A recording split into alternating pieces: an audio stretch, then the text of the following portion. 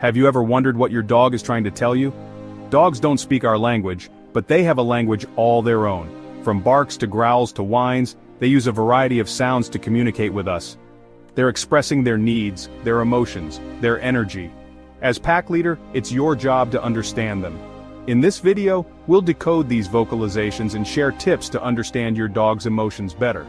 We'll learn to listen, not just hear what your dog is saying. The most common sound a dog makes is the bark, and it's also the most versatile.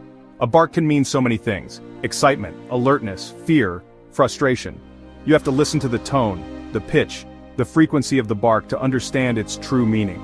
A high-pitched, rapid bark often signals excitement. Think about when you come home at the end of the day, and your dog greets you at the door, tail wagging, barking excitedly. That's a happy bark, they're thrilled to see you. Now, a lower-pitched bark, especially if it's drawn out, could be a warning. Your dog senses something unusual, maybe someone approaching the house, and they're letting you know, hey, pay attention. This is their protective instinct kicking in. A sharp, sudden bark is often a fear response. Something startled them, a loud noise, a sudden movement. This bark is their way of saying, whoa, I wasn't expecting that.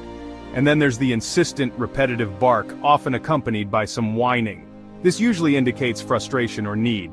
Maybe they're bored, need to go outside, or want your attention. They're trying to tell you, hey, I need something. Remember, each dog is unique, and their barks are as individual as their personalities. Pay attention to your dog's barks, learn their nuances, and you'll start to understand their language. Now let's talk about growls.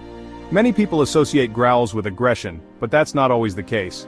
Growling is just another way dogs communicate, and it's important to understand the context. A low growl, often accompanied by a stiff body and a hard stare, can indeed be a sign of aggression. It's a warning. Back off. I'm feeling threatened. In this situation, never punish the growl. You're not addressing the underlying emotion, you're just suppressing the communication. But did you know dogs also growl when they're playing? This playful growl is usually higher pitched and accompanied by relaxed body language like a playful bow or wagging tail. They're just having fun, telling their playmate, this is a game, but I'm going to get you. Sometimes dogs growl when they're uncomfortable or in pain. Imagine you accidentally step on your dog's paw and they let out a yelp followed by a low growl. They're not being aggressive, they're saying, ouch, that hurt, be careful. The key is to look at the whole picture, their body language, the situation, their overall energy. Are their muscles tense? Are they avoiding eye contact? Or are they relaxed, tail wagging, inviting you to play? All these cues together will tell you the true meaning of the growl. Chapter 3. Whines, the sounds of need and anxiety. Whining. It's the sound that can melt your heart or drive you crazy. Dogs whine for a variety of reasons, often to express a need or anxiety. A high-pitched whine, especially when accompanied by pacing or pawing, often indicates anxiety. Maybe there's a thunderstorm raging outside, or they're home alone and feeling separation anxiety. They're saying, I'm feeling stressed, please make it stop. A softer whine, often directed at their owner, can indicate a need. Maybe they need to go potty, they're hungry, or they want your attention.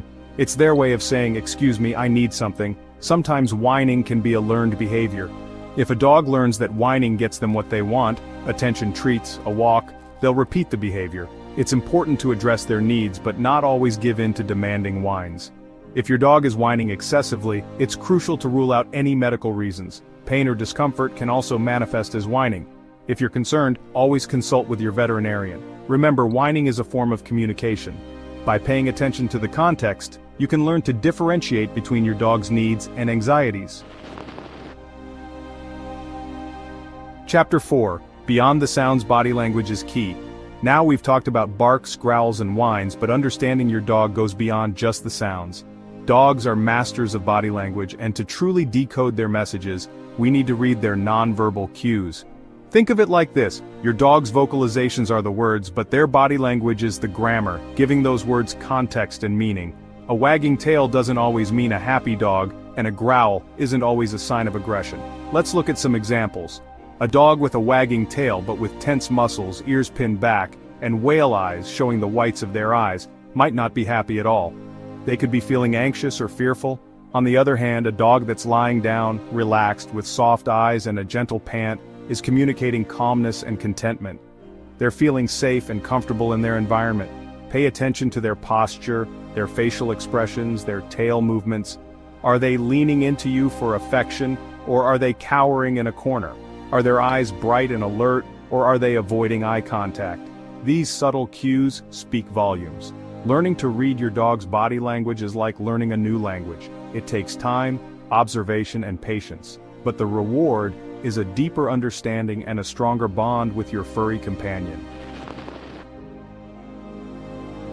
Every bark, growl, and whine tells a story about your dog's emotions and needs.